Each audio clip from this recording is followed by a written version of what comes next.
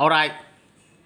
मूसा ने एक कुशी स्त्री के साथ विवाह कर लिया था, इसलिए मरियम और हारून उस विवाहित कुशी स्त्री के कारण उसकी निंदा करने लगे। उन्होंने कहा, क्या यहोवा ने केवल मूसा ही के साथ बातें की हैं? क्या उसने हमसे भी बातें नहीं की? उनकी ये बात यहोवा ने सुनी। मूसा पृथ्वी भर के रहने वाले सब मनुष्यों से बहुत अधिक नम्र स्वभाव का था, इसलिए यहोवा ने एक मूसा और हारून और मरियम से कहा, तुम तीनों मिलाप वाले तंबू के पास निकल आओ। तब वे तीनों निकल आए। तब यहोवा ने बादल के खंबे में उतरकर तंबू के द्वार पर खड़ा होकर हारून और मरियम को बुलाया। वे दोनों उसके पास निकल आए।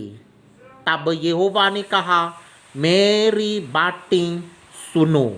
यदि तुम में कोई नबी हो तो उस पर मैं यहोवा दर्शन के द्वारा अपने आप को प्रकट करूँगा, या स्वप्न में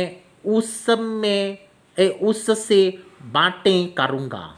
परंतु मेरा दास मूसा ऐसा नहीं है। वो तो मेरे सब घरानों में विश्वास योग्य है। उससे मैं गुप्त रीति से नहीं, परंतु आमने सामने और प्रत्यक्ष होकर बातें करता हूँ, और वो यहोवा का स्वरूप निहारने पाता है। इसलिए तुम मेरे दास मूसा की निंदा करते हुए क्यों नहीं डरे? तब यहोवा का कोप उन पर भड़का और वो चला गया। तब वो बादल तंबू के ऊपर से उठ गया और मरियम कोर से हिम के समान श्वेत हो गई। और हारून ने मरियम की ओर दृष्टि की और देखा कि वो कोरिन हो गई है। तब हारून मूसा से कहने लगा, हे मेरे प्रभु, हम दोनों ने जो मूर्खता की वारन पाप भी किया, ये पाप हम पर ना लगने दे, और मरियम को उस मारे हुए के समान ना रहने दे, जिसकी देह अपनी माँ के पेट से निकालते ही गलती हो।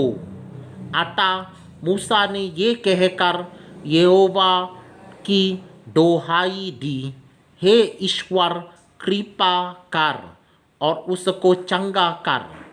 यहोवा ने मूसा से कहा, यदि उसका पिता उसके मुंह पर थूका ही होता तो क्या 7 दिन तक वो लज्जित ना रहती?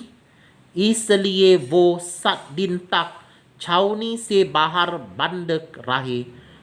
उसके बाद वो फिर भीतर आने पाए।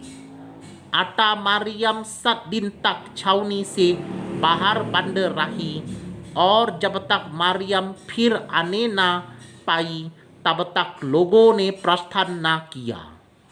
उसके बाद उन्होंने हासेरोत से प्रस्थान करके पारन नामक जंगल में अपने डेरे खड़े किए। ऑलराइट।